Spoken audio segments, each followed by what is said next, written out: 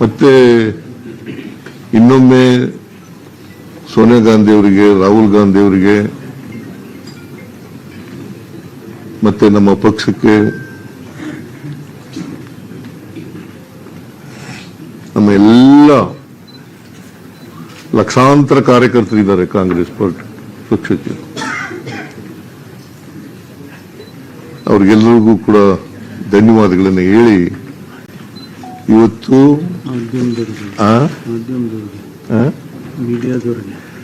ಆಮೇಲೆ ನೀವು ಇಷ್ಟು ವರ್ಷ ಸಹಾಯ ಮಾಡಿದ್ದೀರಿ, ಸಹಕಾರ ಕೊಟ್ಟಿದ್ದೀರಿ. ಯಾಕೆ ನಗ್ತಾ ಇದ್ರಿ? ಯಾಕೆ ನೀವು ನಗ್ತಾ ಇರೋದು? ಯಾಕೆ ನೀವು ಸಹಾಯ ಮಾಡಿಲ್ವ ನನಗೆ?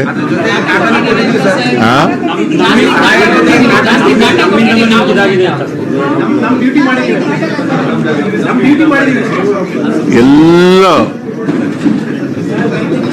ಮಾಧ್ಯಮದ ಸ್ನೇಹಿತರಿಗೆ ಧನ್ಯವಾದಗಳನ್ನ ಹೇಳಲಿಕ್ಕೆ ಬಯಸ್ತಾ ಇದ್ದೇನೆ. ಹಾಳಮ್ಮ, ನಾ ಇನ್ನೂ ಮುಗಿಸೇ ಇಲ್ಲ.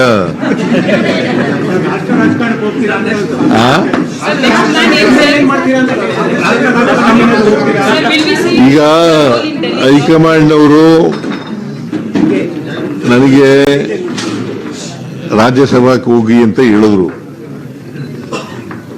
ರಾಜ್ಯಸಭಾಕ್ಕೆ ಹೋಗಿ ಅಂತ ಹೇಳಿದ್ರು. ನಾನು ಬಹಳ ವಿನಮ್ರವಾಗಿ ಆಗಲ್ಲ ಅಂತ ಹೇಳಿದೆ.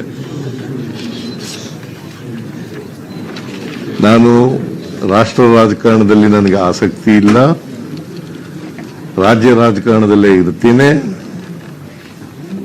ಅಂತ ಹೇಳಿದ್ದೀನಿ. ನನಗೆ ಇನ್ನ ಜನ ಆಯ್ಕೆ ಮಾಡಿರೋದು ನನಗೆ 5 ವರ್ಷಕ್ಕೆ, ಇನ್ನ 2 ವರ್ಷ ಇದೆ.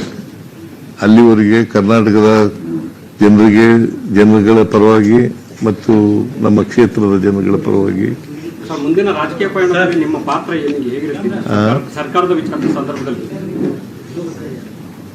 ನಾನು ಈಗಾಗಲೇ ಹೇಳಿದ್ದೀನಿ, I will continue in active politics.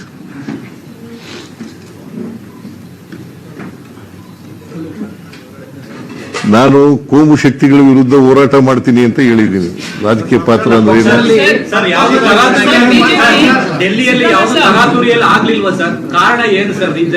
ಏನು?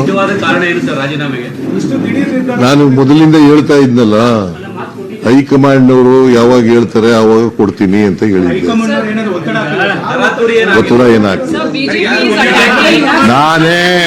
ನಾನೇ ಸ್ವಯಂ ಪ್ರೇರಿತನಾಗಿ ಅವ್ರು ಹೇಳಿದ ತಕ್ಷಣ ಕೊಟ್ಟಿದ್ದೇನೆ.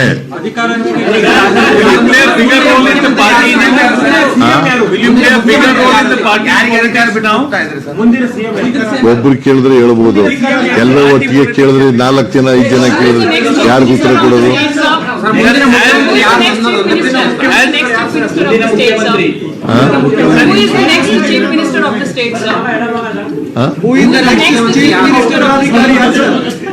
Whatever legislative party takes a decision, High Command takes a decision, he will be the Chief Minister. As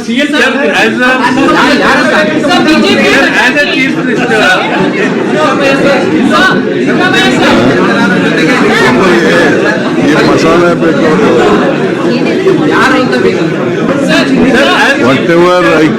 Whatever legislative party takes a decision, Congress legislative party takes a decision, and High Command takes a decision, he will be the Chief Minister of the state. Sir, as CM, you will get time for party politics. ನಿಮಗೆ ಸಾಕು ಅಂತ ಅನ್ಸುತ್ತೆ. ನಡಿ, thank you.